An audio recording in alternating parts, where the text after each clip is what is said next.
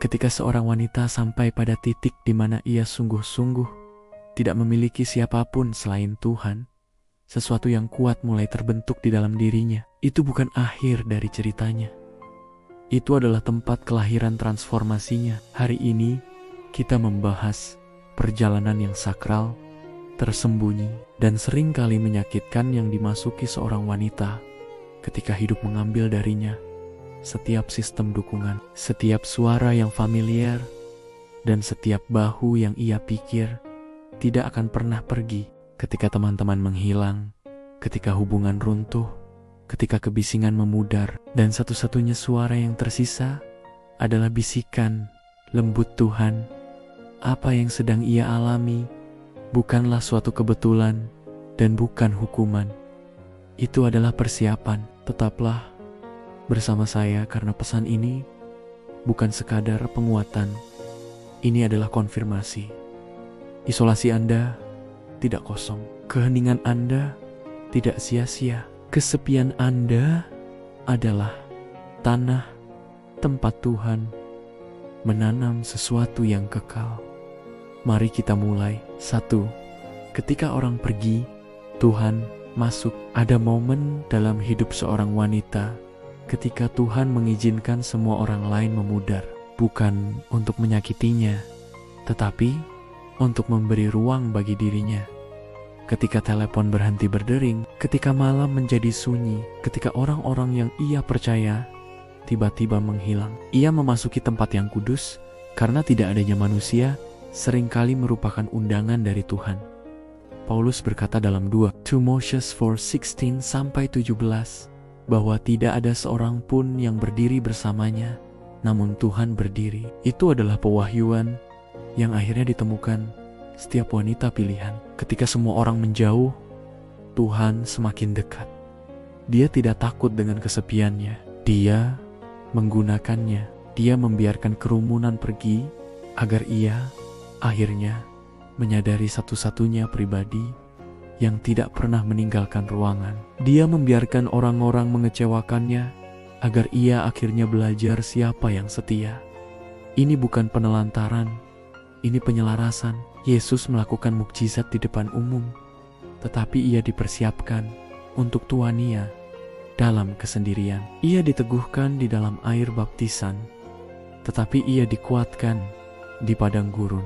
Begitulah juga dengannya, wanita yang sedang dibentuk Tuhan harus melalui isolasi sebelum ia membawa impartasi. Padang gurunnya bukan tempat hukuman. Itu adalah bengkel Tuhan. 2. Ketika kebisingan berhenti, barulah ia mendengar bisikan Tuhan.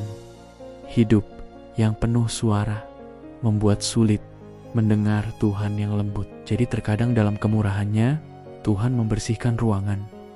Dia mengizinkan hubungan berakhir. Dia membiarkan pesan tidak dibalas. Dia mengizinkan pertemanan bergeser, bukan untuk menghancurkannya, tetapi untuk menghancurkan kebisingan di sekelilingnya. Karena suara Tuhan jarang keras. Itu adalah bisikan. Dan bisikan hanya bisa didengar ketika seorang wanita menjadi diam. Dalam keheningan itu, sesuatu yang sakral dimulai. Ia berdoa dengan cara yang berbeda. Bukan karena seharusnya, tetapi karena ia harus. Ia membaca kitab suci bukan karena kebiasaan, tetapi karena lapar. Ia berhenti bergantung pada suara manusia dan mulai bergantung pada suara surga. Dan disitulah transformasi dimulai. Ia menemukan kembali identitasnya, bukan sebagai pasangan seseorang, penolong seseorang, atau cadangan seseorang, tetapi sebagai putri raja. Ia belajar bahwa Tuhan bukan tempat ia berlari setelah semuanya hancur. Dia adalah fondasi tempat ia berdiri. Dia bukan rencana B. Dia adalah pembangun seluruh takdirnya. Sama seperti Hagar di padang gurun, dilupakan manusia, tetapi dilihat Tuhan. Ia belajar berkata, "Engkaulah Allah yang melihat aku." Kejadian 16 ayat 3. Tuhan menghilangkan tongkat penopang agar ia belajar berdiri. Banyak wanita diajarkan untuk bergantung pada orang lain demi afirmasi, kenyamanan, arahan. Tetapi wanita yang hanya bersandar pada manusia tidak pernah menemukan kekuatan yang Tuhan taruh di dalam dirinya. Jadi Tuhan mengambil tongkat penopang bukan untuk menyakitinya, tetapi untuk melatihnya. Ratapan 3 ayat 22-24 berkata, Tuhan adalah bagianku. Oleh sebab itu, aku berharap kepadanya. Tuhan tidak mengecewakannya. Dia hanya mulai memberi dengan cara yang berbeda. Tongkat penopang yang diambil Tuhan tidak selalu berupa orang. Kadang itu rencananya, rutinitasnya, citra dirinya, hasratnya untuk mengendalikan kebutuhannya akan persetujuan. Ketika hal-hal itu runtuh, rasanya seperti kehilangan. Tetapi sebenarnya itu pembebasan. Karena ketika ia akhirnya kehilangan apa yang ia pikir ia butuhkan, ia menemukan pribadi yang benar-benar ia butuhkan. Tuhan bukan sedang menghancurkan hidupnya, Dia sedang mengeluarkannya dari penjara. 4. Rasa sakit menjadi gurunya, bukan musuhnya. Rasa sakit adalah salah satu alat paling tajam milik Tuhan. Dan ketika seorang wanita tidak memiliki siapapun selain Tuhan, rasa sakit yang ia rasakan menjadi ruang kelas, tempat Tuhan mempersiapkannya untuk tujuan. Rasa sakit tidak selalu hukuman. Rasa sakit seringkali penyucian. Lihat Hana dalam 1 Samuel pertama disalahpahami, diejek, diprovokasi, kosong, hancur. Tetapi air matanya tidak membuat Tuhan menjauh. Air mata itu menarik Tuhan semakin dekat. Rasa sakit mendorongnya pada doa yang lebih dalam. Penderitaannya menjadi altar tempat mukjizatnya dikandung. Rasa sakit melahirkan tujuan. Yakobus 1 ayat 2-4 berkata, Anggaplah sebagai suatu kebahagiaan apabila kamu jatuh ke dalam berbagai pencobaan, karena ujian imanmu menghasilkan ketekunan. Kehancuran hari ini menjadi pengurapan untuk esok. Ada doa yang tidak akan pernah dipanjatkan sampai hati seorang wanita hancur. Ada kedalaman pencarian Tuhan yang tidak terjadi sampai segala sesuatu diambil darinya. Ada takdir yang tidak akan dimasuki sampai rasa sakit mendorongnya ke sana. Rasa sakit bukan musuh. Rasa sakit adalah pengantar yang membawanya ke pintu surga. 5. Ketika ia tidak memiliki siapapun selain Tuhan, ia menemukan kembali siapa dirinya. Ketika opini berhenti, ketika ekspektasi lenyap, ketika suara yang dulu membentuk identitasnya terdiam, Tuhan mulai mengungkap siapa dirinya sebenarnya. Karena identitas sering tersembunyi di balik kebisingan. Lihat Hagar, ia masuk ke padang gurun sebagai seorang yang tidak diinginkan, tidak terlihat, ditinggalkan. Tetapi ia keluar sebagai seorang yang dipilih, diperhatikan, dan dinamai Tuhan. Ketika seorang wanita dibiarkan sendirian bersama Tuhan, cermin validasi manusia pecah, dan Tuhan menjadi pantulannya. Ia melihat dirinya melalui mata Tuhan, bukan ditolak tetapi dipilih, bukan hancur tetapi sedang menjadi, bukan berlebihan tetapi dibuat untuk sesuatu yang besar. Ia mulai mekar dalam keheningan. Ia mulai mengenali keberanian Deborah, kesetiaan Ruth, keberanian Aster, penyerahan Maria, dan ia melihat jejak dirinya dalam mereka semua. Kesepiannya menjadi ruang kelas, kesendiriannya menjadi tempat kudus, keheningannya menjadi tanah penumbuhan. 6. Isolasi menguatkan imannya sampai menjadi tidak tergoyahkan. Ada iman tertentu yang hanya bisa dibangun dalam kesendirian.